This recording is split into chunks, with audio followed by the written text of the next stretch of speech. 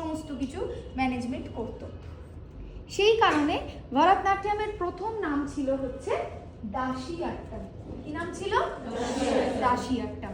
কেউ বলে ভরতমুনির নামানুসারে ভরতনাট্যম, কেউ বলে ভাবের ভ, রাগের র, তালের ত, ভাব রাগ তালের সমন্বয়ে যেটা তৈরি হয়েছে সেটা ভরতনাট্যম। রুক্মিণী দেবী আরুণ্ডেলকে মনে রাখার কারণটা কি? নবজাগরণ।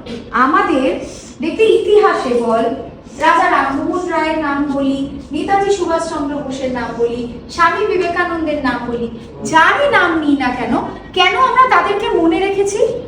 কারণ তারা নবজাগরণ করেছিলেন। কি? নতুন কিছু করেছিলেন। আর আমাদের সমাজে বা এটা মিডিয়ার ক্ষেত্রেও দেখবি, যারা একই গানে নতুন কিছু করে তাদেরটাই ট্রেন্ড হয়ে যায়। তো বিষয়টা সেমই, যে নতুনভাবে আমাদেরকে একই জিনিসের মধ্যে নতুন কিছু দেখতে শেখায়, সেটাই হচ্ছে নবজাগরণ।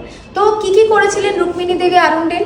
সবার প্রথম উনি এই যে প্রথম কি হতো, সবাই যেহেতু তামিলের নাচ, তো স্বাভাবিকভাবেই সবাই মাদুরাই সিল্ক পরে নাচ করতো, যেটা ওনার একদম পছন্দ ছিল না। ওই ঝলমলে শাড়ি একদম পছন্দ ছিল না। উনি কি করলেন, যেহেতু পাশ্চাত্যে উনি দেখে এসেছেন ব্যালের একটা স্টিচ করা সুন্দর ড্রেস আছে, তো উনি কি করলেন, উনি স্টিচ করা ড্রেস করলেন। তো এই যে তোরা ভরতনাট্যমে স্টিচ করা ড্রেস পরিস, সেটা আগে ছিল না। ওটা কার আনা? রুক্মিণী দেবী আরুণ্ডেল।